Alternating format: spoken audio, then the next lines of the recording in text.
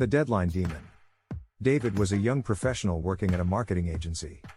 He was a talented graphic designer and had a passion for creating stunning visuals that could capture the attention of any audience. Despite his skill, David had a problem: he was a chronic procrastinator.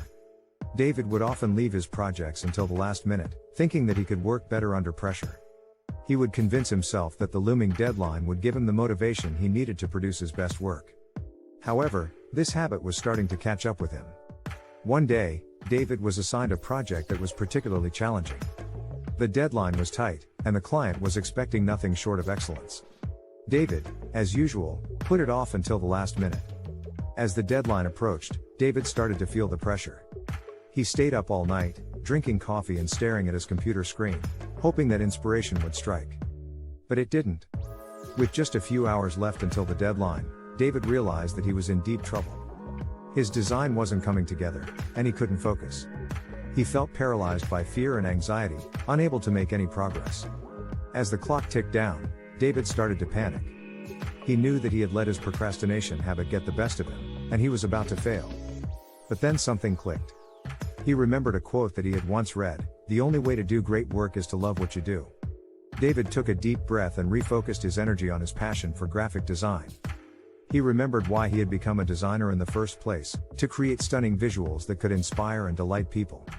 With renewed energy and focus, David got to work. He started to experiment with new ideas, exploring different color palettes and layouts. He allowed himself to be creative, and he let his passion guide him. Finally, after several hours of intense work, David completed the project. When he looked at it, he couldn't believe what he had accomplished.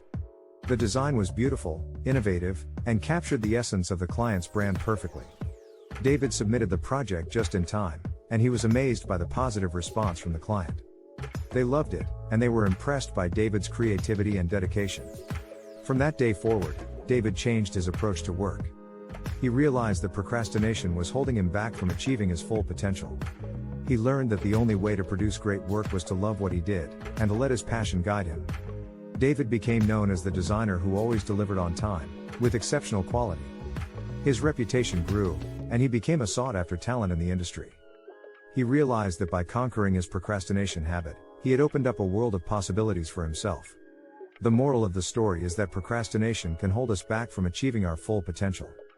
By focusing on our passions and allowing them to guide us, we can overcome our procrastination habits and create great work.